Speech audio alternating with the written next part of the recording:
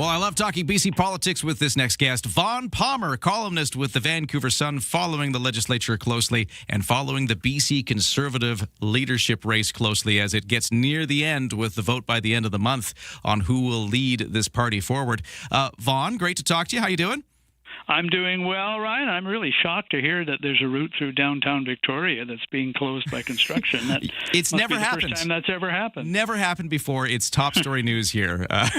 Delays trying to get around Victoria.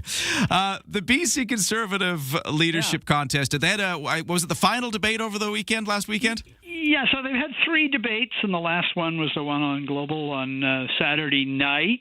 They've staked out 5 reasonably distinctive positions, and I don't think there was a clear winner on Saturday night. They're getting a little chippy in their dealings with each other and their maneuvering, and at this point, I don't know. They're still sorting out their membership list because they claimed, Ryan, 42,000 members, but I understand from the Conservatives that the vetting on this is pretty rigorous, and they don't expect to have 42,000 voters by the end of it.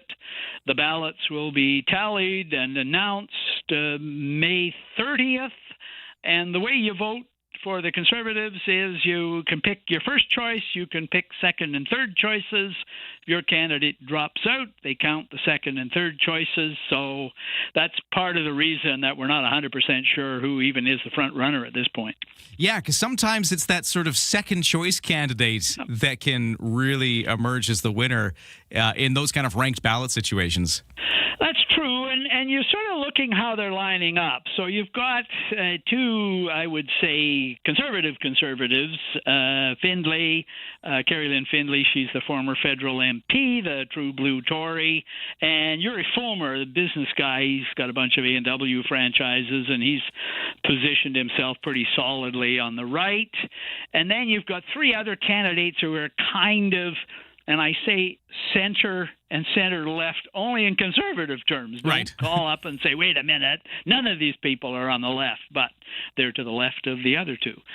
So you got Ian Black, the former cabinet minister, BC Liberal, former head of the Board of Trade, Peter Millibar, who's an MLA, and, oh, God, I'm going to forget one of them. I know that. I always do. So you're going to have to tell me who the 5th one is. Did you mention Carolyn Elliott? Carolyn Elliott, yes, God, you never forgive me for that. And those are, I would say, more centrist. You wonder too, with the 5, are they going to tell their own supporters, if you're voting for me first, make sure you give your second choice to so and so. So you're starting to see some alignment there. They had, as you probably noticed, one nasty moment on Saturday night. Yeah, remind us of that. Findlay, the federal MP, former federal MP, she accuses Peter Millibar of a conflict of interest because Millibar's wife and children are Indigenous. He's from Kamloops, and I think his son-in-law works for the First Nation there. So she says that's conflict of interest. Millibar kind of bristled and pushed back on it, but was careful. He didn't get too nasty. And then Ian Black jumped in the next day on social media and accused Findlay of playing the race card.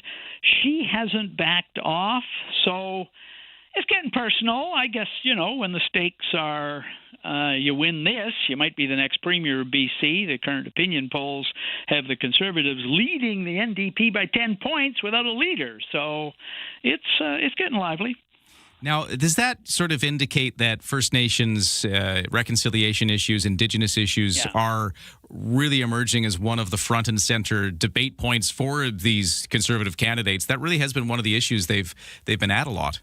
Yeah, so all 5 of them favor repealing DRIPA, this Declaration Act that David Eby was briefly talking about suspending, and then he said, no, we're going to hold off. So all 5 want to repeal it.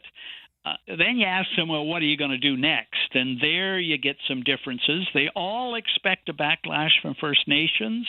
They all say the province will have to deal with that. Millibar is probably the most realistic. He accuses some of his opponents of talking about how many people they're going to lure onto the front lawn in protest. But it clearly will be, if the Conservatives get in and they do repeal DRIPA, it clearly will be a major point of difference with First Nations.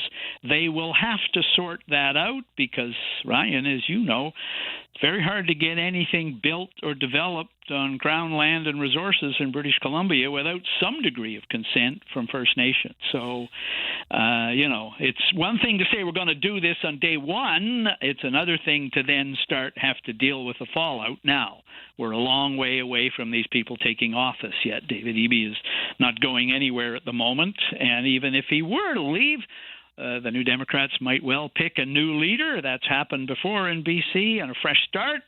So, as I say, there's a lot of hypotheticals in this, and we've known, Ryan, you know, and I know from covering BC politics that what you imagine could happen doesn't very often match what actually does happen in BC. So there's still a lot of unknowns out there. Oh, man, yeah, and we won't even know who emerges as the BC Conservative leader until all the dust is settled, because, like you said, it's still kind of hard to tell where this thing is going.